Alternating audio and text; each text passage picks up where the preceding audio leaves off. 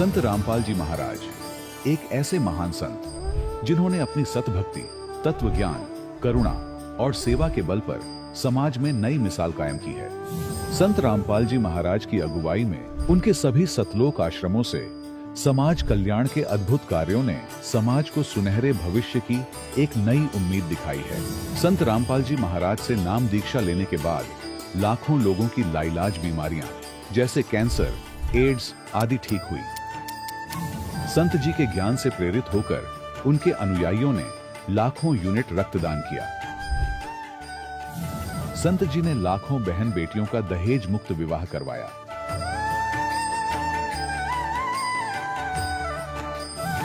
संत जी ने लाखों लोगों का नशा छुड़वाया, करोड़ों उजड़े परिवार बसे।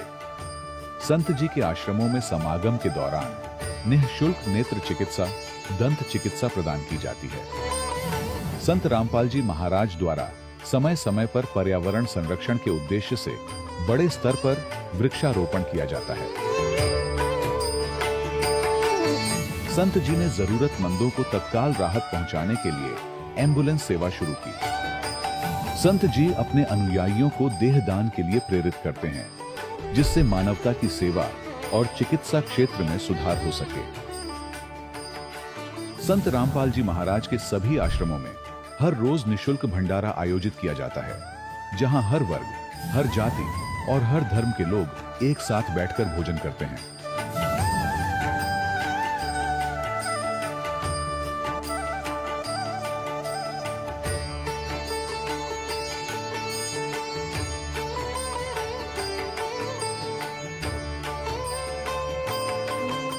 संत रामपाल जी महाराज की अन्नपूर्णा मुहिम ने गरीब और बेसहारा लोगों के जीवन में एक नई ऊर्जा और उम्मीद को जन्म दिया है। घर घर खाद्य सामग्री और जरूरी मदद पहुंचाकर संत रामपाल जी महाराज ने लोगों को दुख और मजबूरी से लड़ने की ताकत प्रदान की है।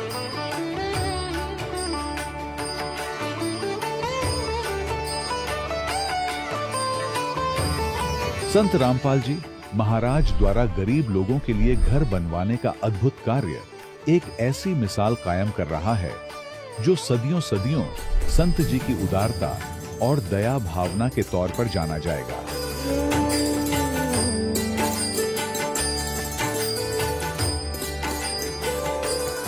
संत रामपाल जी महाराज के आश्रम में हजारों बुजुर्गों को सम्मान और प्यार के साथ जीवन जीने का अवसर मिलता है। उनके खाने, रहने और स्वास्थ्य की पूरी जिम्मेदारी संत रामपाल जी महाराज उठाते हैं। अनाथ बच्चों के लिए संत रामपाल जी महाराज के सभी आश्रम किसी वरदान से कम नहीं। यहाँ उन्हें शिक्षा, संस्कार और भविष्य के लिए बेहतर अवसर प्रदान किए जाते हैं। चाहे बाढ़ हो, भूकंप या महामारी, संत रामपाल जी महाराज और उनके अनुयायी हमेशा ही जरूरतमंदों के लिए सबसे आगे खड़े रहते हैं। कोविड महामारी के दौरान संत रामपाल जी महाराज के आश्रमों से करोड़ों लोगों के लिए भोजन, दवाइयां और जीवन रक्षक सामग्रियां उपलब्ध कराई गई। चाहे गरीब की मदद हो या किसी शोषित और पीड़ित वर्ग के हक और सम्मान की लड़ाई, संत रामपाल जी महाराज ने हमेशा ही उनकी दबी आवाज को सरकारों तक पहुंचाया है और उन्हें उचित न्याय दिलवाने में अहम भूमिका अदा की है। समाज में आध्यात्मिक और सामाजिक मूल्यों के प्रति जागरूकता लाने में संत रामपाल जी महाराज हर कदम पर मानवता के सच्चे सेवक साबित हुए हैं। संत रामपाल जी महाराज का जीवन हमें सिखाता है कि सच्ची सेवा वही है जो निस्वार्थ भाव से की जाए। आइए हम भी इस महान सेवा के कार्य में इस महान संत से जुड़ें और संत रामपाल जी महाराज से नाम दीक्षा लेकर अपने जीवन को धन्य बनाएं।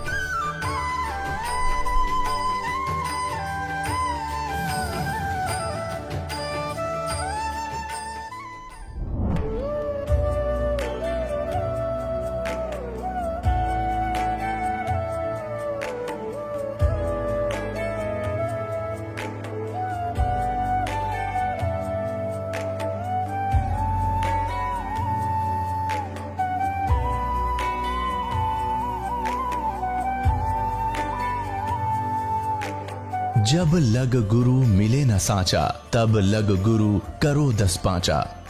क्या गुरु बदल सकते हैं? क्या गुरु बदलने से पाप लगता है? अध्यात्म के इस मैदान में आखिर सही गुरु कौन है? गीता जी में वर्णित तत्वदर्शी संत कौन है? इन सभी प्रश्नों के उत्तर जानने के लिए अवश्य सुनिए जगत गुरु तत्वदर्शी संत रामपाल जी महाराज के मंगल प्रवचन। सत साहिब दर्शकों, क्या आपने कभी सोचा है कि यदि डॉक्टर किसी व्यक्ति को यह कह दे कि आपकी जिंदगी अब केवल चारपाई पर ही बीतेगी, तो उस व्यक्ति के ऊपर क्या बीतती होगी? दर्शकों, ऐसी ही कहानी थी उत्तर प्रदेश के रहने वाले रामपाल सिंह जी की। दर्शकों, रामपाल सिंह जी को भी डॉक्टर ने कह दिया था कि अब आपका जीवन केवल चारपाई पर ही व्यतीत होगा। लेकिन दर्शकों, आज रामपाल सिंह जी का कहना है कि जब से मैंने संत रामपाल जी महाराज से नाम दीक्षा ली है, तब से मेरा जीवन पूरी तरह से बदल गया है। मुझे ऐसा लग रहा है जैसे मेरा पुनर्जन्म हुआ है। मैं अब पूर्ण रूप से स्वस्थ हूं और मेरे मन में पूर्ण रूप से शांति आ गई है। दर्शकों, आखिर संत रामपाल जी महाराज जी ने इन्हें कौन सी जड़ी बूटी दे दी जिससे यह बिल्कुल स्वस्थ हो गए? आखिर इसके पीछे की सच्चाई क्या है? आइए सुनते हैं रामपाल सिंह जी की कहानी, उन्हीं की जुबानी। सर नमस्कार। नमस्कार सर। सर क्या नाम है आपका? रामपाल सिंह। सर कहाँ से आए हैं आप? मुरादाबाद से आए सर। सर संत रामपाल जी महाराज से नाम दीक्षा लेने से पहले आप क्या भक्ति साधना करते थे? भक्ति साधना तो सर हम यही करते थे, ब्रह्मा विष्णु महेश और देवी देवताओं की इनकी भक्ति पूजा करते थे। काफ़ी समय करी थी हमने भक्ति, लेकिन हमें इसमें कोई लाभ नहीं मिल पाए। सर आप किस लाभ की इच्छा से देव देवताओं की भक्ति करते थे? हमने अपने शरीरों के सुख शांति के लिए जो पूजा करते थे, बस जो कि परिवार में सब सही से रहें, हरी बीमारी ना लगे, किसी को दुख ना हो। सर क्या कोई लाभ भी मिला आपको? ना सर, हमें कोई लाभ नहीं मिल पाया, बस इतना ही चलता रहा हमारा उसमें कि भक्ति सेवा में, भक्ति लाइन में हम लगे रहे। सर आपको संत रामपाल जी महाराज जी के बारे में कैसे पता लगा?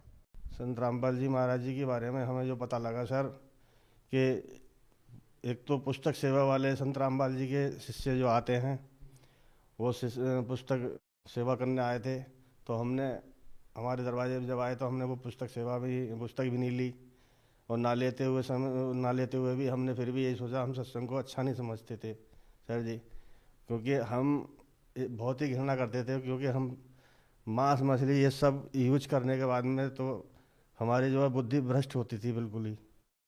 अब सर उसमें हुआ ये कि हमारे घर के सामने ही एक संत रामपाल जी महाराज के अनुयायी काम कर रहे थे, पत्थर का घिसाई का। तो वो हमारा हाल देखते थे, रोज़ काम करने आते थे, हमारा हाल देखते थे कि ये भगत जी ऐसे पड़े रहते हैं यार, ये तो बहुत सख्त बीमार हैं। हमें हार्ट की बीमारी बनी थी सर जी, और हार्ट हुआ था हमें, तो हम हार्ट की बीमारी में हमारे दर्द होता था दिल पे, तो हमसे ना उठा जाए, ना चला जाए, ना फिरा जाए, कुछ नहीं होता था हमसे। तो उस समय वो जब पत्थर का काम करते थे, वो आए तो उन्होंने हमसे कहा, बोले तुम एक काम करो, संत रामपाल जी से दीक्षा लेके देख लो और आप ठीक हो जाएंगे बिल्कुल। तो हमने उनसे कहा, मैंने कहा भाई भक्ति हमने बहुत कुछ कर ली है, लेकिन हमारा मन भर चुका है, हम कहाँ से ठीक नहीं होंगे, हम कहाँ कहाँ घूम लिए, हम तब ठीक नहीं हुए तो अब कैसे ठीक होंगे। फिर 2-4 दिन बाद भी वो रोजाना हमसे, मतलब हमारे घर वालों से, औरों से, हमारी घरवाली से भी कहते थे। तो कहते कहते एक दिन हमारे फिर समझ में आया, मैंने कि चलो भाई, हमारे घर वाले भी हमसे कहने लगे, हम भी सोची, मैंने कि चलो मर तो रहे, मैंने चल देख लेते हैं चल के। संत रामपाल जी महाराज जी का सेंटर था वहाँ पे, मुरादाबाद बटावली गाँव पे। तो सर जी हम वहाँ पर चले गए, वहाँ जाके हमने दीक्षा ली। दीक्षा लेने के बाद में हमें जो है थोड़ा आराम मिला। आराम मिलते मिलते आज कुछ, कल कुछ और परसों कुछ, इस तरह से हमारी जो है बीमारी हल्की हुई, हमें शांति मिलती चली गई। और जो हमारे घर बार सब बिक गया था पहले, और घर और बिकने के बाद में हमारे पास कुछ नहीं बचा था, ज़मीन वमीन सब बीमारियों में बिक गई थी। फिर उसके बाद में परमात्मा की ऐसी दया हुई कि हम तो ठीक हुए। संत रामपाल जी महाराज की शरण में आने के बाद हम तो ठीक हुए। संत रामपाल जी महाराज ने हमारे लिए एक मकान, ज़मीन भी खरीदवाई शहर में ही, और हमारा उन्होंने एक मकान भी बनवा दिया उसमें। और संत रामपाल जी महाराज की दया से हमारे घर में 4-5 भगत हो गए हैं और सभी भक्ति करते हैं, और हम आज संत रामपाल जी की दया से हम जो है बिल्कुल ठीक रहते हैं। सर, आपने संत रामपाल जी महाराज से नाम दीक्षा कब ली? हमने संत रामपाल जी महाराज जी से नाम दीक्षा ली थी 15/1/2018 को। सर, आप ये जो अपने साथ रिपोर्ट लेके आए हैं वो किस चीज़ की है? ये हमारी हार्ट की रिपोर्ट है। ये हमें हार्ट हुई थी, जो कि डॉक्टर ने दिल्ली से डॉक्टरों ने बोला था कि आपकी हार्ट की 3 नस ब्लॉक हैं और 1 नस काम कर रही है। आपकी जो है समस्या गंभीर है, आपका बचना मुश्किल है। ये हमारे बेटे से बताया था। सर, जब आपकी रिपोर्ट डॉक्टर ने देखी तो उन्होंने क्या कहा? डॉक्टर ने हमसे ये कहा था, जी ये आपकी लाइफ टाइम दवाई है, आप जाएं और आराम करें। आप जो है चारपाई से नीचे ना उतरें, ना आपको खड़ा होना है ना घूमना है, आपको केवल खाट पे चारपाई पे बैठे रहना है। और आपको ये लाइफ टाइम दवाई है। सुबह से लगा के रात को 10 बजे तक 7 बार दवाई थी सर जी। लेकिन सर, आज आप हमारे सामने खड़े हैं, इतनी दूर से आप इंटरव्यू देने के लिए आए हैं, लेकिन आप तो बिल्कुल स्वस्थ नज़र आ रहे हैं। आज ये तो संत रामपाल जी महाराज की शरण में आने के बाद ही हमें तो ऐसा लगता है हम जैसे कि हमें मालिक ने परमात्मा ने दूसरा जन्म दे दिया, गुरु जी ने हमें। सर, आपने अपनी बीमारी के लिए अपना घर बेच दिया, काफ़ी सारी ज़मीन जायदाद बेच दी, उसके बावजूद भी आपको कोई विशेष आराम नहीं मिल पा रहा था। तो सर, संत रामपाल जी महाराज जी ने आपकी इतनी गंभीर बीमारी को ठीक करने के लिए कितने पैसे लिए? संत रामपाल जी महाराज किसी से कोई पैसा नहीं लेते, बस वो तो एक जो नाम दीक्षा लेते हैं तो उनमें एक मंत्र देते हैं, मंत्र जाप करना होता है। उन मंत्र जाप करने के द्वारा ही जो कि सारी भक्ति आ जाती है उसी में। कोई पैसे नहीं लिए आपसे? नहीं, कोई पैसा नहीं लेते। लेकिन हमने तो सुना है कि संत रामपाल जी महाराज जी ठीक करने के लिए पैसे लेते हैं। नहीं सर जी, वो तो गलत है। किसी की भी कोई भी अखबार आए तो वो गलत है। बाकी हम कैसे कहते हैं इस चीज़ को, हमारा लाखों से ज़्यादा बर्बाद हुआ और हम संत रामपाल जी महाराज की शरण में गए तो हमसे 1 रुपये का कोई सवाल नहीं हुआ। हम नहीं कह सकते इस चीज़ को। बच्चों से लगा के छोटे और बड़े सब में सब कुछ सुख शांति है और हमारी बीमारी कट गई। हमें संत रामपाल जी महाराज जी की शरण में आने से हमें दूसरा जन्म मिला है। सर, जो लोग आपकी तरह गंभीर बीमारियों से पीड़ित है और वो अपनी आर्थिक परिस्थितियों को लेकर अपना इलाज भी नहीं करवा पा रहे हैं, उन लोगों को आप क्या कहना चाहेंगे? भगत समाज को संदेश क्या देना है, सिर्फ प्रार्थना ही करनी है भगत समाज को कि जो भी परेशानी में है और जिन लोगों के पास में जो पैसे वाला होता है वो तो पैसे से झेल लेता है कि पैसे लगाते लगाते जब पैसा नहीं रहता पास में फिर सोचता है अब क्या करूं, कैसे जान बचे। तो हमारा तो यही कहना, हमारी यही विनती उनसे प्रार्थना है कि अपने संत रामपाल जी की महाराज जी की शरण में आएँ और अपना नाम दीक्षा लें और अपना फ़ायदा उठाएं, अपना लाभ उठाएं। जी धन्यवाद। सच है। दर्शकों, अभी आपने सुने संत रामपाल जी महाराज से दीक्षा प्राप्त करके सुखी हुए भक्त के अनुभव। अब देखिए जगत गुरु तत्वदर्शी संत रामपाल जी महाराज के मंगल प्रवचन। जो मंत्र दास आपको प्रथम देगा वो ये भगवानों का ऋण और इनसे मिलने वाली राहत आपको प्रारंभ हो जाएगी। यानी उसमें यहाँ के सुख संपत्ति सुविधा आपको मिलेंगी और ये भगवान तीनों ही देते हैं। ये इनकी मजदूरी है। जैसे किसी ने कनेक्शन ले रखा है बिजली का, टेलीफोन का, उनका बिल भरते रहोगे तो सुविधा प्राप्त रहेंगी। लेकिन आप होगे कंगाल, क्योंकि साधना ठीक रही नहीं तो आपका कनेक्शन कट गया। जो आध्यात्मिक लाभ होना था वो बंद हो गया आपका केवल पहले की बैटरी चार्ज है वही काम कर रही है, जिसका थोड़ा बहुत सुख दुख जिसको हो रहा है। अब ये कनेक्शन फिर जोड़ दिए जाएंगे। दास गारंटर बनेगा आपका और इनसे कहेगा कि इनका कनेक्शन जोड़ो, ये कमाई करके तुम्हारी किस्तों में ये पूरा कर देंगे।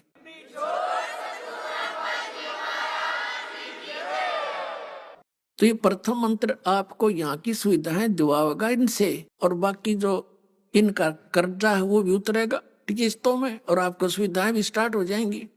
और फिर रह गया 3 मंत्र का जाप। इसमें सतनाम है 2 मंत्र का, इसमें एक ओम है, एक तत् शब्द है।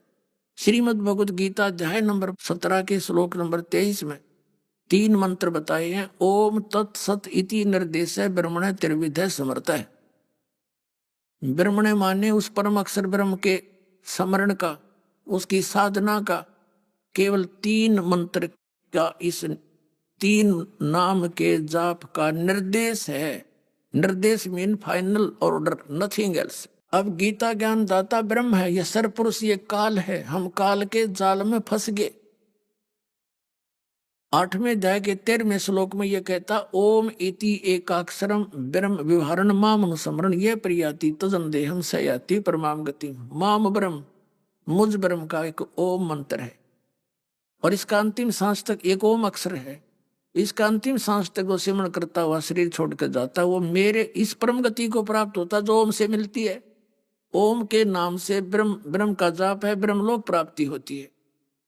ब्रह्मलोक में गए हुए प्राणी भी वापस आते हैं। गीता जी अध्याय नंबर 8 के श्लोक नंबर 16 में कंसेप्ट क्लियर है। गीता ज्ञानदाता अपने विषय में कहता, मैं भी जन्म मृत्यु में हूं अर्जुन, तेरे और मेरे बहुत जन्म हो चुके, तो नहीं जानता, मैं जानता हूं। गीता जी अध्याय नंबर 4 के श्लोक नंबर 5 और 9 में, अध्याय नंबर 2 के श्लोक 12 में, अध्याय 10 के श्लोक नंबर 2 में ये स्पष्ट कर रखा। गीता ज्ञानदाता कहता, मेरी भी जन्म मृत्यु होती है, मैं भी नासवान हूं। इसलिए गीता जी अध्याय नंबर 15 के श्लोक नंबर 1 से 4 में स्पष्ट किया है और चौथे अध्याय के 34वें श्लोक में स्पष्ट किया है कि तत्वदर्शी संतों की खोज कर, वो तत्वदर्शी संत तुझे तत्व ज्ञान कराएंगे जो ज्ञान परमात्मा ने अपने मुख से आकर बोला है। चौथे अध्याय के 32वें श्लोक में वो सच्चिदानंद घन ब्रह्म की वाणी के जानकार होते हैं, कबीर वाणी के, और उस कबीर वाणी में उस गुड़ रहस्यों का विशेष वर्णन है, तो उनसे सुन। उसकी पहचान बता दी 15वें अध्याय के प्रथम मंत्र में। उल्टे लटके हुए संसार रूपी पीपल के वृक्ष के सभी विभाग जो बता देगा, स वेदवित, वो तत्वदर्शी संत है, वेद के तात्पर्य को जानने वाला। ऊपर को जड़, वो पूर्ण परमात्मा। नीचे जो जमीन से बाहर दिखाई देता वो तना, वो समझो अक्षर पुरुष है। उसके फिर मोटी डार निकलती है, वो सर पुरुष, ये ब्रह्म है। उसके फिर 3 शाखाएं समझो, रजगुण ब्रह्मा, सदगुण विष्णु, तम गुण शिव जी, और 5 रूप संसार। तो कबीर परमेश्वर जी ने 600 वर्ष पहले आकर के हमें ये ज्ञान दिया था। अक्षर पुरुष एक पेड़ है, निरंजन यानी क्षर पुरुष वा की डार, और तीनों देवा शाखा हैं, ये 5 रूप संसार। अब 15वें अध्याय के 1 से लेकर 4 में कहा कि उल्टे लटके हुए संसार रूपी वृक्ष के विषय में जो सब विभागों से बता देगा, स वेदवित, वो तत्वदर्शी संत है। फिर चौथे श्लोक में कहा कि उसके पश्चात परमेश्वर के उस परम पद की खोज करनी चाहिए, जहां जाने के बाद साधक फिर लौटकर कभी संसार में नहीं आते। और जिस परमेश्वर ने सब ब्रह्मांडों की रचना की है, जो कुल का मालिक है, केवल उसी की भक्ति करनी चाहिए और किसी की नहीं। 18वें अध्याय के 62वें श्लोक में कहा कि अर्जुन, तू सर्वभाव से उस परमेश्वर की शरण में जा, उसकी कृपा से तू परम शांति को और सनातन परम धाम को प्राप्त होगा, जहां जाने के बाद कभी लौट कर नहीं आते और वहां कभी जन्म मृत्यु नहीं होती। शाश्वत स्थान यानी अमर स्थान, सनातन परम धाम, ये हमें यहां तक क्लियर कर देंगे। उसके बाद त्रिकुटी आती है। अब यहां इन 3 मंत्रों का रोल शुरू हो गया। त्रिकुटी इज द इंटरनेशनल एयरपोर्ट। त्रिकुटी वो स्थान है जहां भी जिस साधक ने जाना है वहीं से उसकी यात्रा फिर आगे स्टार्ट होती है। कोई विष्णु लोक में जाना है तो वहीं से जाएगा, शिव का साधक है तो वहीं से विमान में बैठकर वहां जाएगा, नरक में जाना है तो वहीं से फिर वो नरक में जाएगा। उसके बाद फिर 3 रास्ते हो जाते हैं। एक साइड में ये धर्मराज का लोक, धर्मराज का यानी जहां लेखा जोखा होता है, एक बहुत बड़ा सेक्रेटरीएट है। उसके बाद फिर वहां से लोग उसका अकाउंट होकर के जहां जिसको जाना, उसके बाद वहां की टिकट बनती है धर्मराज के दरबार तक। और राइट साइड में ये खेड़े बने हुए हैं, 88,000 खेड़े, और सप्त ऋषियों की वो सप्तपुरी, और सीधा जो ये ब्रह्मरंध्र है सामने का, ये त्रिवेणी कहलाती है। ये मारे सट्टे न त्रिवेणी का बेरा न त्रिकुटी का पता। तो वहां क्या होता है, जैसे 10वां द्वार है ना सुषमना, सुषमना का एंड पहला तो अंदर है, लास्ट वाला त्रिकुटी पर जाकर खुलता है। जैसे हमारे नाक है, ईड़ा पिंगला बोलते हैं इसको, तो इसकी स्टार्ट का यहाँ से है, एंड इसका आगे सुषमना के पास है। ऐसे होते हैं द्वार। तो कहने का भाव ये कि यो ओम मंत्र तो ब्रह्म का है और तत् जो है ये अक्षर पुरुष का है, गुप्त है, ये दास आपको बताता है जिनको सतनाम मिल चुका है। तो इस प्रकार इस 18वें अध्याय के 66वें श्लोक में कहा कि सर्वधर्मान परित्यज माम एकम शरणम व्रज अहम तवा सर्व पापे भ्या मोक्षामि मा शुच। गीता ज्ञान दाता कहता है कि यदि तूने उस परमात्मा की शरण में जाना है और या मेरी शरण में रहना है। गीता जी अध्याय नंबर 18 के श्लोक नंबर 62 से लेकर 66 तक ये 5 श्लोक कति निर्णायक हैं। अब 18वें अध्याय के 63वें श्लोक में कहता है कि मैंने यू गीता का ज्ञान गुप्त से गुप्त बता दिया, ये तेरी मर्जी, जैसे उचित समय वैसे समझो वैसे कर ले। मेरी शरण में रहना है, मेरा ओम नाम है, इसका जाप कर और यज्ञ कर, और युद्ध भी करना पड़ेगा, शांति नाम की चीज नहीं। और यदि परम शांति चाहता है तो तत्वदर्शी संत की खोज कर ले और फिर उसके माध्यम से उस परमेश्वर की शरण में जा जिसकी कृपा से तू परम शांति को और सनातन परम धाम को प्राप्त कर। अब 18वें अध्याय के 63वें श्लोक में कह दिया मैंने जो ज्ञान गुप्त से गुप्त यु गीता का रहस्य बता दिया तेरे को। अब आगे तेरी मर्जी जो तने करना हुई फैसला डिसीजन ले ले फटाफट। और फिर क्या कहता है कि एक और गुप्त से गुप्त भेद बताता हूं 18वें अध्याय के 64वें श्लोक में कि मेरा इष्ट देव भी यही है जिसके विषय में तुझे बता रहा हूं 18वें अध्याय के 62वें श्लोक में कि उसकी शरण में जा। मेरा पूज्य देव भी यही है। कबीर परमात्मा ने गोरखनाथ जी से कहा था, ये गोरखनाथ भी इस काल का पुजारी था, इसको कहा था तेरा ज्योत स्वरूपी अलख निरंजन वो धरता ध्यान हमारा, तेरा युग काल भी मेरी पूजा करता है, जब इसको टुकड़ा देता हूं ये अपनी सृष्टि चला रहा है। फिर 18वें अध्याय के 65वें श्लोक में कहा कि तू सुन ले बात, मेरी शरण में रहना है तो मुझे नमस्कार कर, मुझ में मनवाला हो, मेरी भक्ति कर, मुझे प्राप्त होगा। और फिर यहां तो कति निर्णायक चल पड़ाइए 18वें अध्याय के फिर 66वें श्लोक में कहा है यदि तूने उस परमात्मा की शरण में जाना है तो सर्वधर्मान परित्यज माम।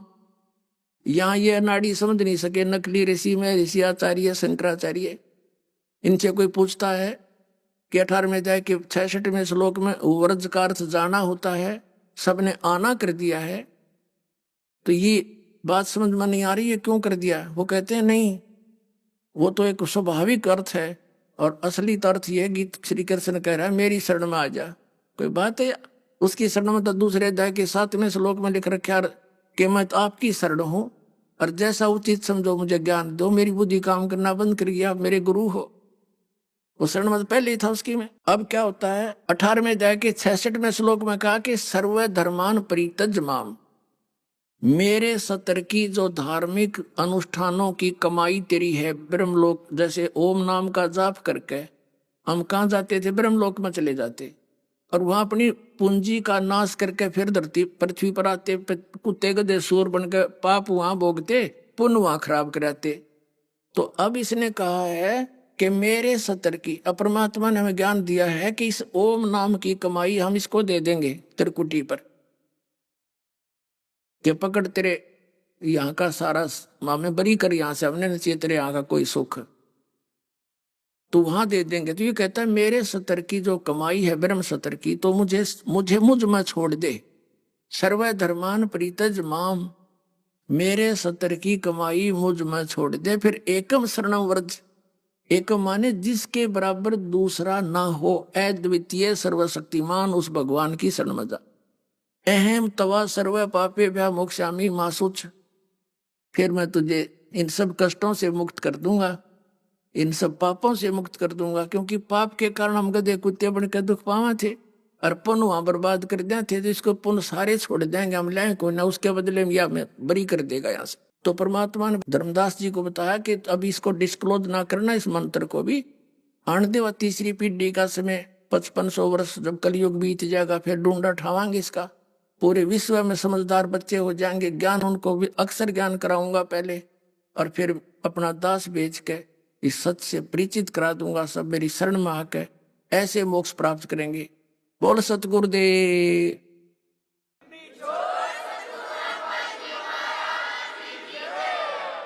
ये दो मंत्र जो है तत् और सत, ये जो सत है ये सार शब्द है, ये अलग मंत्र है, ये आपको सतलोक लेकर जाएगा। और जो तत्व मंत्र का जो कमाई है, हम अक्सर पुरुष के लोक से पार करके जाएंगे, 11वां द्वार पर प्रवेश पार करके फिर अगले बार में प्रवेश करेंगे, जब वो सार शब्द की कमाई हमारे काम देगी, सतलोक में प्रवेश करावेगी।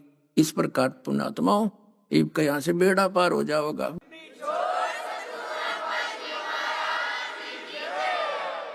पुण्यात्माओं यहाँ सुख नाम की वस्तु नहीं है, और जिस सुख को हम यहाँ खोज रहे हैं उसका कितना नामो निशान नहीं। जिस कारण से अंत में ऋषि महर्षियों ने केवल सिद्धियों का सहारा लिया,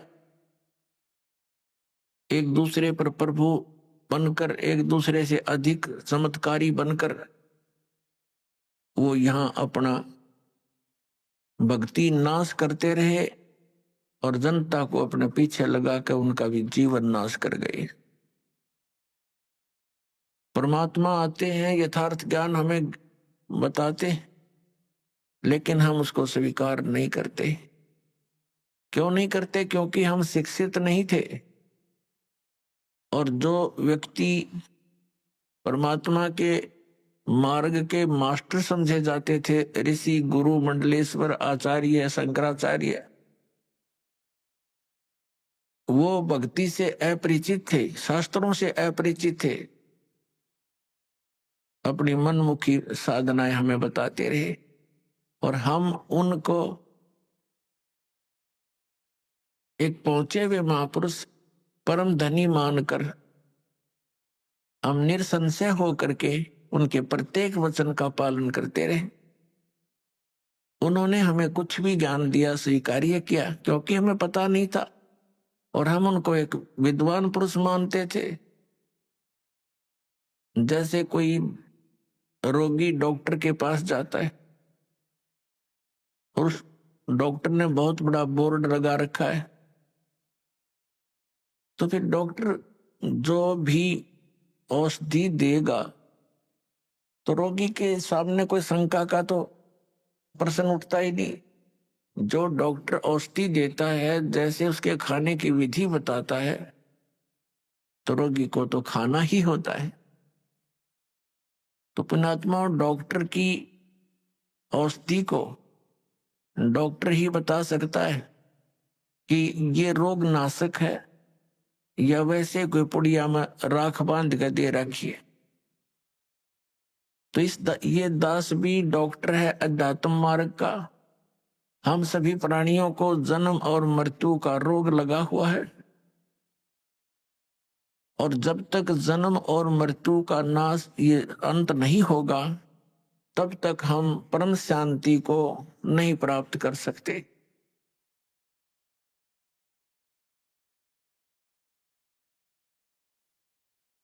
तो पुण्यात्माओं, इस दीर्घ रोग के नाश की कौन सी औषधि है, कौन सा उपचार है, अर्थात जन्म मरण के रोग का नाश करने वाले कौन से मंत्र हैं या पूजाएं हैं, कौन सी साधनाएं हैं, उनका प्रमाण कहाँ है और किन किन महापुरुषों ने इस औषधि का सेवन किया, अर्थात इस साधना का प्रयोग किया और कौन कौन पार हुए। जैसे कोई डॉक्टर होता है, वो औषधि देता है और रोगी बहुत दुखी होता है, तो वो वैद्य बताता है कि एक व्यक्ति फलाने गांव का, उसका ये नाम है, उसके यही रोग था, उसने ये औषधि खाई थी, वो ठीक हो गया। ऐसे कई व्यक्तियों के नाम बताता है। तो वो व्यक्ति जो रोगी है, उसको दृढ़ता आती है कि इसी रोग का रोगी ऐसे ऐसे गांव में वो भी ठीक हुआ है। तो फिर हम उसको हौसला बढ़ता है, वो दृढ़ होता है, उस औषधि को वो प्रयोग करता है और वो स्वस्थ हो जाता है। तो इसी प्रकार दास आपको जन्म और मृत्यु के रोग की वो औषधि दे रहा है जो कुछ महापुरुषों ने प्रयोग की और वो इस जन्म मरण के रोग से मुक्त हुए। उसके अतिरिक्त अन्य जो भी औषधियां, यानी वे ऑफ वर्शिप, पूजा का मार्ग, पद्धति, भक्ति की पद्धति, अन्य जो संत बता रहे हैं, जो दास आपको बता रहा है, इसके अतिरिक्त वो व्यर्थ है। क्योंकि वो हमारे सदग्रंथों में प्रमाणित नहीं है और उनका कोई ऐसा इतिहास नहीं है कि वो ये कहें कि इस मंत्र के, इस साधना के करने से अमुक संत पार हो गए, अमुक भक्त पार हुए। और दास आपके समक्ष उन महापुरुषों के नाम, उन महापुरुषों की भक्ति विधि, उन्हीं के अमृत वचनों से और फिर सदग्रंथों से, यानी जिनको हम सदग्रंथ मानते हैं, प्रत्येक पवित्र धर्म के पवित्र सदग्रंथ, जैसे पवित्र चारों वेद, पवित्र श्रीमद् भगवत गीता, पवित्र पुराण, पवित्र कुरान, पवित्र बाइबल, पवित्र गुरु ग्रंथ साहिब आदि। तो पुण्यात्माओं, उस दास का एक ही प्रयत्न है कि जनता आज शिक्षित है, श्रद्धालु सब अक्षर ज्ञान युक्त है, हमारे सदग्रंथ हमारे पास उपलब्ध हैं और हम आसानी से निर्णय कर सकते हैं कि कौन सी साधना किस महापुरुष ने की जिससे उसका मोक्ष हुआ। ये दास आपके रूबरू करेगा, आप बहुत आसानी से समझ जाओगे। सबसे बड़ी समस्या हमारे सामने ये आई हुई है कि हम ये निर्णय नहीं कर पा रहे कि कौन सी भक्ति सही है और कौन भगवान है। ये निर्णय हुआ और मोक्ष, क्योंकि फिर तो वो क्रियाएं जो दास बताएगा, सदग्रंथों में प्रमाण दिखाएगा और जिन महापुरुषों ने साधना की उनके वो अमृत वचन दिखाएगा, तो आपको आसानी से प्रमाणित हो जाएगा, विश्वास हो जाएगा। फिर तो भक्ति करनी ही करनी शेष है और वो इतनी आसान है। नाम उठत नाम बैठत नाम सोवत जागबे, नाम खाते नाम पीते नाम सेती लागबे। काम करते करते उस नाम का जाप करना है। कौन से नाम का जाप करना? सतनाम का जाप करना। जो भी कंप्लीट कोर्स आपको दिया जाता है उन सभी मंत्रों का जाप करना है। पुण्यात्माओं, दास बार बार कहता है कि जैसे पवित्र चारों वेद, पवित्र श्रीमद् भगवत गीता, ये दोनों एक ही है। पवित्र चारों वेदों का निष्कर्ष है श्रीमद् भगवत गीता। श्रीमद् भगवत गीता और वेद ये गॉड गिवन स्पिरिचुअल नॉलेज है, ये परमात्मा का दिया हुआ ज्ञान है। परम अक्षर ब्रह्म यानी कबीर साहिब जी ने, कबीर परमेश्वर जी ने, असंख्य ब्रह्मांडों के स्वामी ने ये चारों यानी पांचों वेद, एक सूक्ष्म वेद और है, पांचों वेद इस सरपुरुष अर्थात ज्योति निरंजन के अंतःकरण में फैक्स कर दिए थे। समय आने पर ये बाहर निकले, जैसे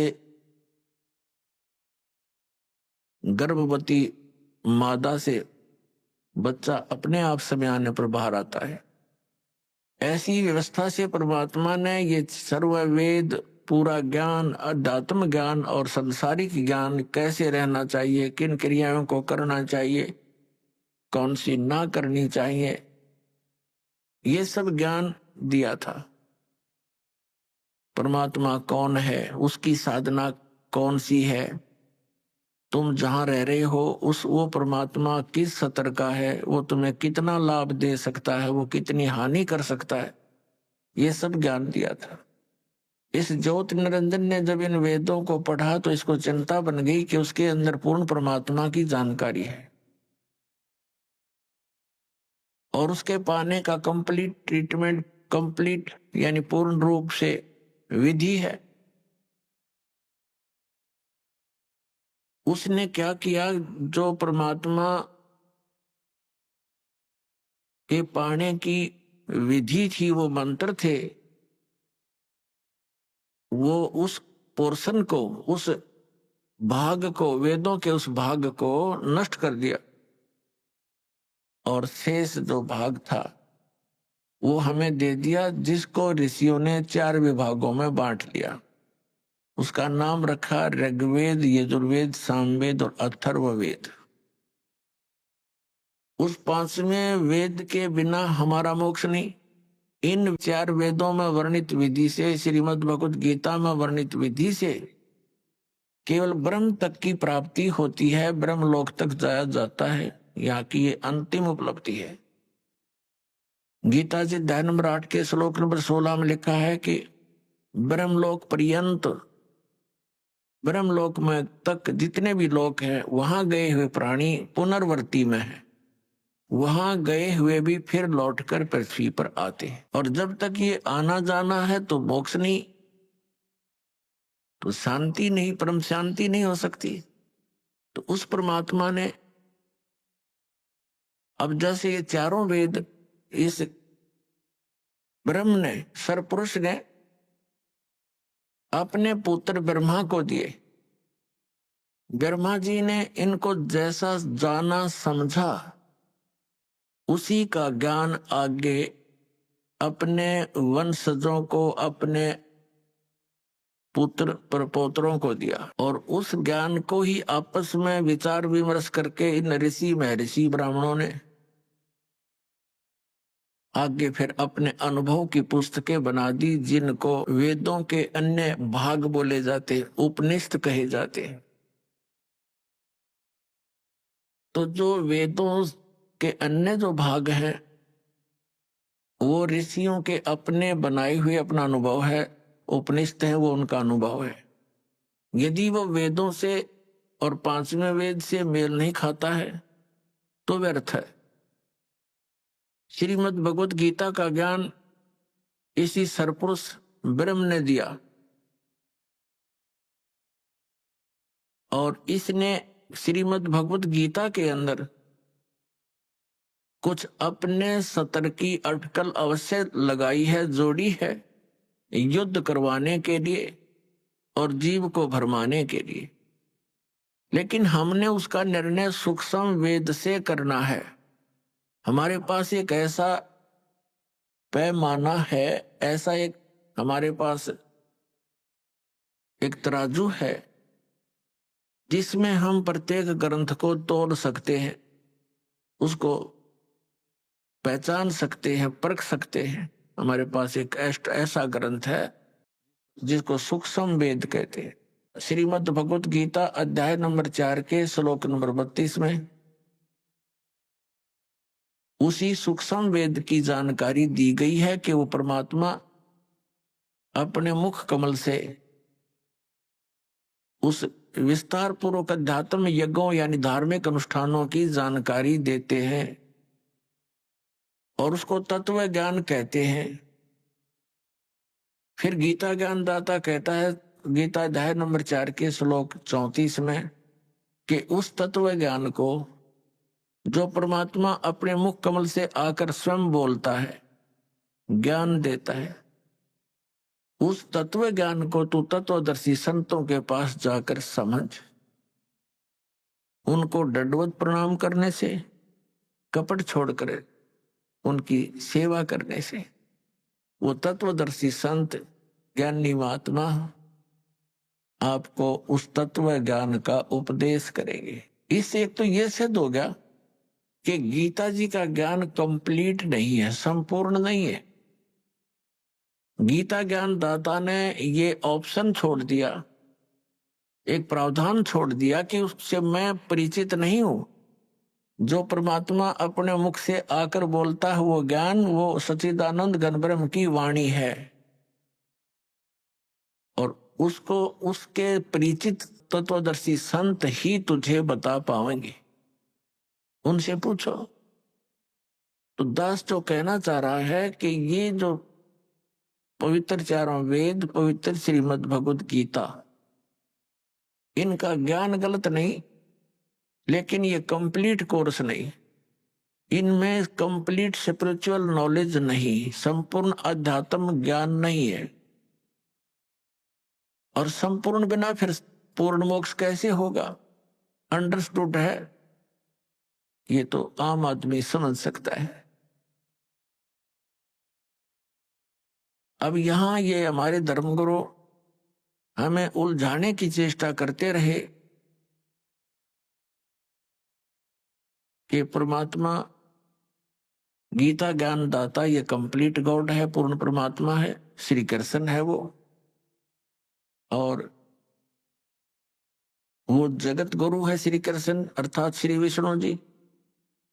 अब यदि वो जगत गुरु होते तो ये ऑप्शन नहीं छोड़ते कि तत्वदर्शी संतों के पास जाकर समझ। गीता जी के 18 अध्याय लिखे, 700 श्लोक हैं, इसमें एक अध्याय और बना देते। इसमें क्या कौन से कागज समाप्त हों थे या कोई समय की सीमा थी? तो कहने का भाव ये है कि ये ज्ञान जो परमात्मा स्वयं आकर देते हैं वो ज्ञान किसी के पास नहीं होता, तो उसको परम अक्षर ब्रह्म सच्चिदानंद घन ब्रह्म की वाणी कहते हैं। कबीर वाणी है वो, कबीर वाणी।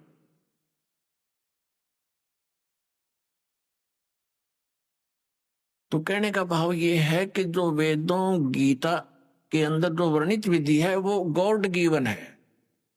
गॉड गिवन मीन पूर्ण परमात्मा ने वेद दिए ब्रह्म को, ब्रह्म ने आगे फिर अपना ज्ञान दिया अपने पुत्र को, ब्रह्मा जी को, और फिर अर्जुन को श्री कृष्ण में प्रवेश करके ये वेदों का सारांश और कुछ अपनी अटकलबाजी इसमें और मिला दी। तो ये 9 मन सूत उलझा दिया।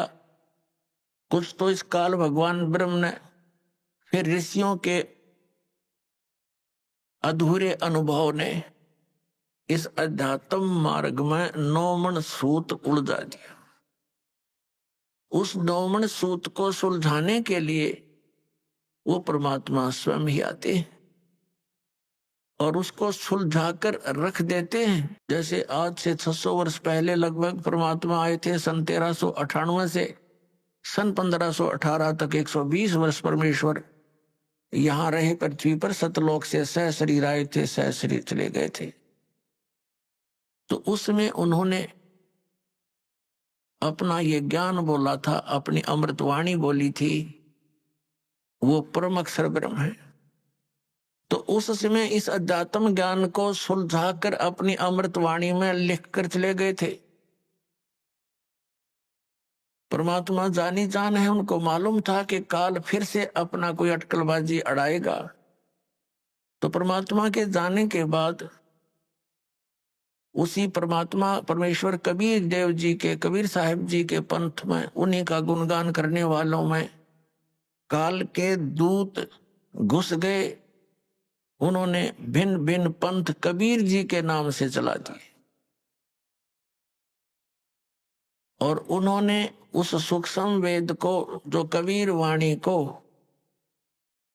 अपने अनुकूल जो भी उनकी व्याख्या, उनके अनुभव, उन्होंने जिससे भी कुछ ज्ञान ग्रहण किया, उस ज्ञान का जैसे भी समर्थन, उस अज्ञान का समर्थन, अपने अज्ञान अनुभव का समर्थन करने के लिए उन्होंने उस कबीर सागर में, कबीर साहिब की वाणी में भी कुछ हेर फेर कर दिया।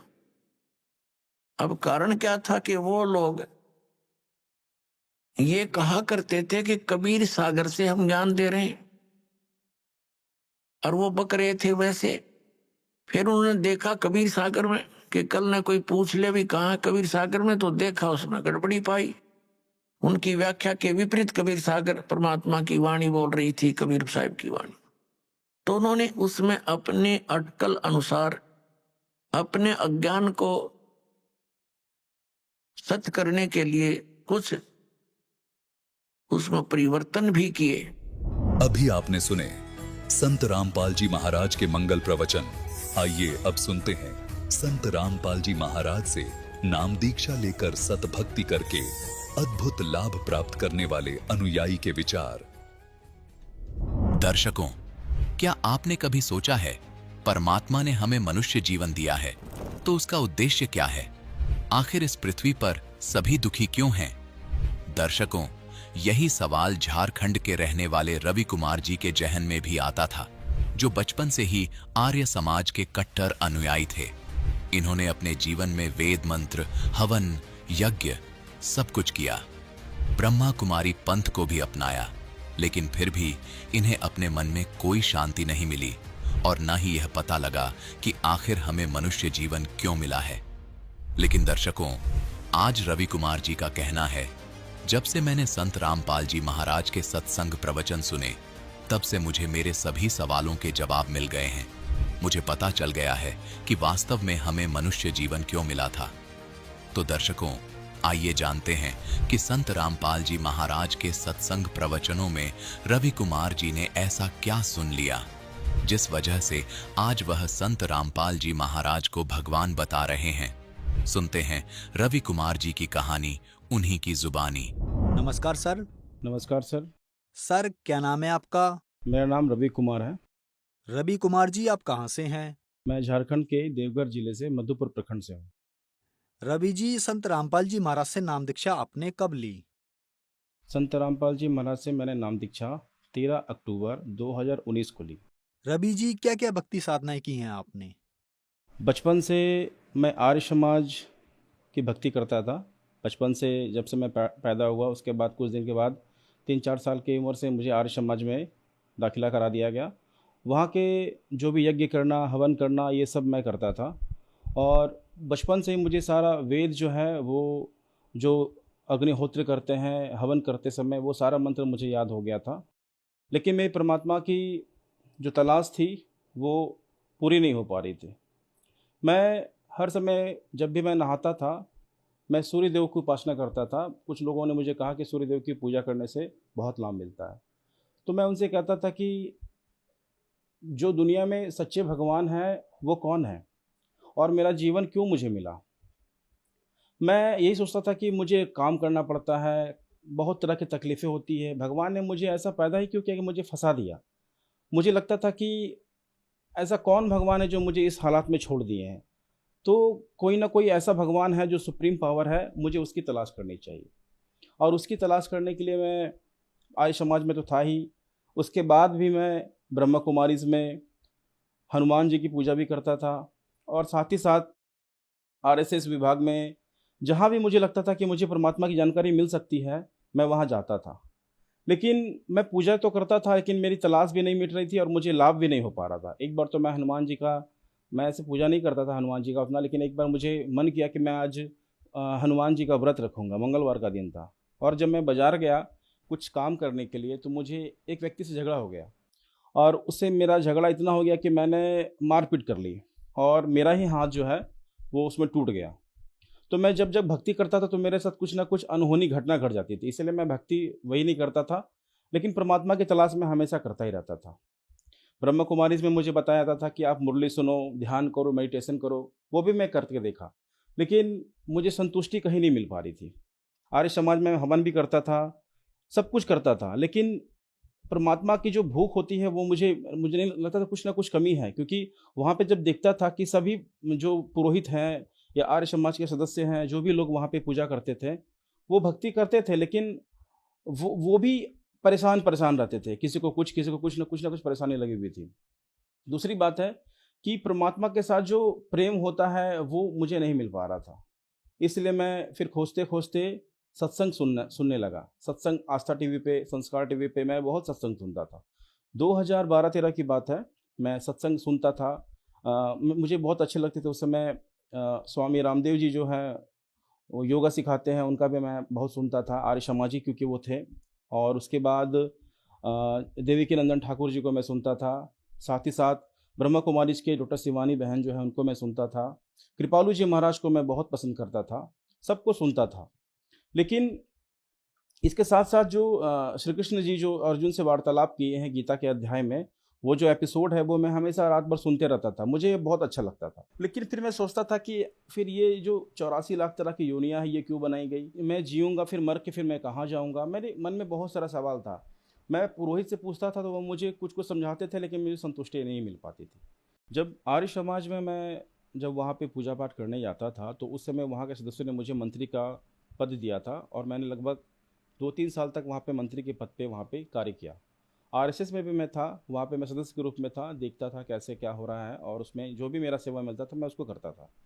ब्रह्मा कुमारीज मैं जब जाता था वहाँ पे तो सब देखते थे मेडिटेशन कर रहा है, तो वहाँ पे हम मेडिटेशन करते थे, उनसे पूछते थे कि आप ये जो पूजा पाठ करते हैं इसका कुछ आधार है क्या, वेद पुराण ये सब कुछ आप मानते हैं? उन्होंने कहा कि नहीं, हम लोग वेद पुराण कुछ नहीं मानते हैं, ये हमारा ये जो ब्रह्मा कुमारी जो है वो बाबा जी जो है, कोई एक बाबा जी रहते थे, उन्हीं की सारे मुरलियों को सुनते थे और उनसे ही वो सारा कुछ आगे करते थे। फिर चैनल पे एक बार सत्संग सुनते सुनते गुरु जी संत रामपाल जी महाराज का सत्संग आ गया, तो मैंने देखा कि संत रामपाल जी महाराज ब्रह्मा विष्णु महेश के बारे में बता रहे कि ये तो नासवान है, इनकी मृत्यु होती है, जन्म होता है। और फिर वो किताब खोल खोल के प्रूफ भी कर रहे थे, श्रीमद् देवी भागवत से, विष्णु महापुराण से, शिव पुराण से, सभी से वो प्रूफ कर रहे थे। तो मैं सोच रहा था कि संत रामपाल जी महाराज ऐसा क्यों कहते हैं, हमारे देवी देवता को छोटा ये क्यों बता रहे हैं, क्या ये अन्य बाबाओं की तरह ही बाबा हैं? ये सोचता भी था, सत्संग भी सुनता था। 3-4 दिन तक सुनते सुनते मुझे लगा ये बोलते तो सब कुछ ठीक है, लेकिन ये ब्रह्मा विष्णु महेश को ऐसा क्यों बता रहे हैं? फिर मैं अपने पुरोहितों से पूछता था, वो बोलते थे कि ये भी बाबा की तरह हैं। 2019 में जब मैं मानसिक परेशान था, कॉलेज में था, वर्कलोड बहुत ज़्यादा था मेरे ऊपर में, तो मैं सोचता था कि परमात्मा को ढूंढता हूँ यूट्यूब के माध्यम से, फेसबुक के माध्यम से, मैं ऐसा खोज रहा था। तो जब यूट्यूब में मैंने देखा तो उसमें मैंने सर्च किया परमात्मा कैसे मिलेंगे, परमात्मा कहाँ है, तो संत रामपाल जी महाराज के ही कुछ भगत का इंटरव्यू मेरे सामने आ गया। उन्होंने कहा कि परमात्मा जो है वो सतलोक में रहते हैं, सतलोक में सर्व सुख है, यहाँ पे हम लोग काल की जाल में फंस गए हैं। और फिर कोई कहता था कि ये किसी का किडनी का ऑपरेशन, किडनी का बीमारी था वो ठीक हो गया, किसी को कैंसर था वो ठीक हो गया, किसी को एड्स ठीक हो गया, किसी को कुछ ठीक हो गया। मैं सोचता था कि ये संत रामपाल जी महाराज ऐसा क्या करते हैं कि ये सारा बीमारी ठीक हो जाता है। तो मैंने 2013 में ज्ञान गंगा किताब मंगाया था, लेकिन पढ़ा नहीं था। वो मैंने देखा गुरुजी ऐसे हाथ किए हुए थे, मुझे लगा कि ये अपने आप को भगवान समझते हैं। उस समय मेरा बुद्धि काम नहीं किया, मैं पहचान नहीं पाया। तो मुझे लगा कि ये मैंने किताब को लिया और घर में कहीं ना कहीं रख दिया, उसको पढ़ा नहीं। लेकिन 2019 में जब मुझे लगा कि संत रामपाल जी महाराज का ज्ञान जो है वो बहुत अच्छा है, फिर मैंने बोकारो जिले में एक पेटरवार जगह है, वहीं पे संत रामपाल जी महाराज का नामदान केंद्र था, मैंने फ़ोन करके पता किया। फिर मैं वहाँ गया और परमात्मा का, संत रामपाल जी महाराज का नाम दीक्षा वहाँ से मुझे मिला। रवि जी, आप टीवी चैनल्स पर सभी संतों के सत्संग देखा करते थे और आपने नाम दीक्षा सिर्फ संत रामपाल जी महाराज जी से ही ली। तो सर, और संतों के सत्संग में और संत रामपाल जी महाराज जी के सत्संग में आपको क्या भिन्नता नजर आई? संत रामपाल जी महाराज मुझे बताएं कि मोक्ष कैसे मिलेगा, ये जवाब अन्य संतों के पास नहीं था। वो गोल मोल बात करते थे, वो नहीं बता रहे थे कि हमारा ये जो जीवन मिला है ये इसका क्या उद्देश्य है। और दूसरी बात ये है कि सतलोक भी एक स्थान है जहाँ पे जाने के बाद लोग जो है वापस नहीं आते हैं। स्वर्ग जाने के बाद लोगों को वापस आना पड़ता है, नरक जाने के बाद भी वापस आना पड़ता है, 84 भोगना पड़ता है। ये सारा सच्चा ज्ञान जो है वो मुझे नहीं मिल पा रहा था। संत रामपाल जी महाराज की नाम दीक्षा लेने के बाद और उनका ज्ञान समझने के बाद मुझे ये पूरा समझ में आ गया कि आध्यात्मिक ज्ञान जो है वो सिर्फ संत रामपाल जी महाराज के पास है। वो जो भी बोलते हैं वो वेदों में प्रमाणित ज्ञान बोलते हैं, और इसी से प्रभावित होकर मैं संत रामपाल जी महाराज का नाम दीक्षा मैंने लिया। रवि जी, आप 20 साल तक आर्य समाज से जुड़े रहे, वहाँ प्रधान भी रहे और मंडल प्रधान भी रहे, और इस बात को आप भी जानते होंगे कि संत रामपाल जी महाराज और आर्य समाज का लंबे अरसे से विवाद चल रहा है। आर्य समाजी कहते हैं कि संत रामपाल जी महाराज महर्षि दयानंद पर विवादित टिप्पणी करते हैं, तो क्या ये बात सही है? संत रामपाल जी महाराज पर ये जो आरोप लगाए हैं दयानंद सरस्वती जी के अनुयायी आर्य समाजी, ये सरासर गलत है। पहली बात है कि मैं पूछता था दयानंद सरस्वती जी के अनुयायी आर्य समाजियों से कि ऐसा क्या कर दिया गुरुजी ने, और वो क्या गलत बताते हैं, जो वेदों में लिखा है वही बताते हैं। लेकिन वो देखने के बाद भी नहीं मानते थे। संत रामपाल जी महाराज कहते हैं कि परमात्मा हमारे घोर से घोर पाप को भी नाश कर देते हैं, और उसका प्रमाण यजुर्वेद में दिखाते हैं। संत रामपाल जी महाराज कहते हैं कि परमात्मा साकार रूप में है, और ये कहते हैं निराकार है। इन सभी बातों से, वाद विवाद से मैं उनसे पूछता था, वो गलत बताते थे और वो उनको कुछ ज्ञान नहीं है और वो सिर्फ अपने ही ज्ञान को सर्वश्रेष्ठ समझते हैं और संत रामपाल जी महाराज का विरोध करते हैं। दयानंद सरस्वती जी और संत रामपाल जी की विचारधाराओं में जो फर्क है वो मैं बताता हूँ। मैंने जब जब भी पूछा उनके पुरोहितों से कि संत रामपाल जी का आप विरोध क्यों करते हैं, तो वो कहते हैं कि आपके गुरुजी गलत बताते हैं। लेकिन सच्चाई तो ये है कि संत रामपाल जी महाराज ही वेद के अनुसार, जो वेद में प्रमाणित ज्ञान है उसके अनुसार बताते हैं। और ये तो कहते हैं कि मुझे वेद का पूरा ज्ञान है, सत्यार्थ प्रकाश पढ़िए। मैं कुछ पूछता था तो बोलते सत्यार्थ प्रकाश पढ़िए। वो खुद नहीं पढ़ते थे, वे खुद वेद के मर्मों को नहीं जानते थे और दूसरों को सिखाते थे। तो संत रामपाल जी महाराज वेद के अनुसार बताते हैं ज्ञान, और जो भी कहते हैं वो 101 नहीं 1001% सही कहते हैं। रवि जी, मुख्य सवाल, क्या संत रामपाल जी महाराज से नाम दीक्षा लेने के बाद आपको लाभ भी मिले? संत रामपाल जी महाराज का नाम लेने के बाद पहले तो मुझे सबसे बड़ा लाभ जो मिला वो मुझे आध्यात्मिक ज्ञान का पता चला, मेरे जीवन का कल्याण हुआ।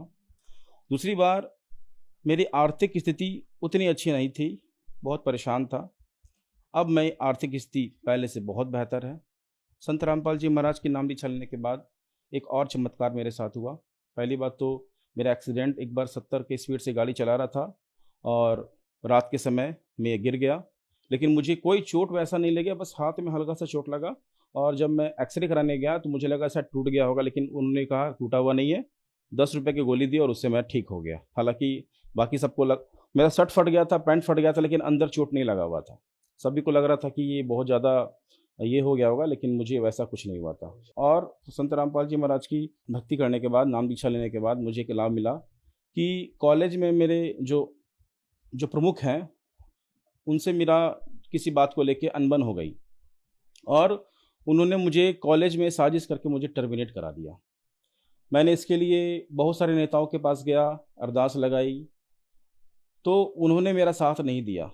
जब मैं हार गया और मेरा काम कहीं से नहीं बना तो मैंने समर्पण कर दिया कि हे संत रामपाल जी महाराज, हे कबीर साहब, अब आप ही पूर्ण परमात्मा हैं, आप ही दया करेंगे, अब मैं नहीं कुछ कर सकता, अब आप जानिए।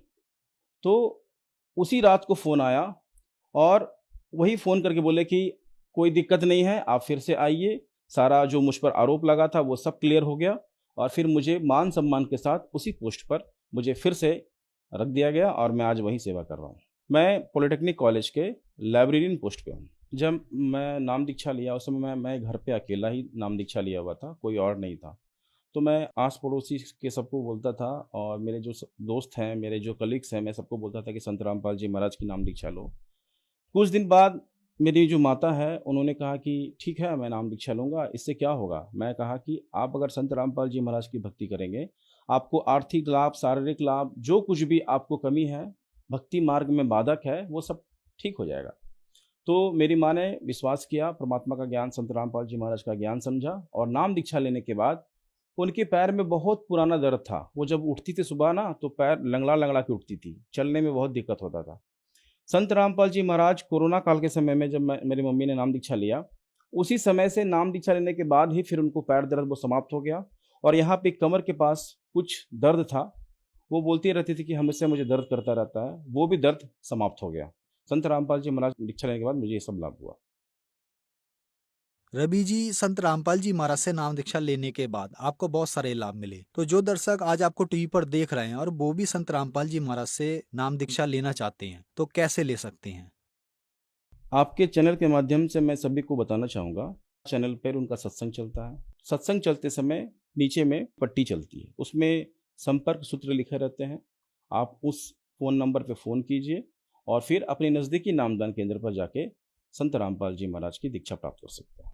धन्यवाद सर। सत साहिब।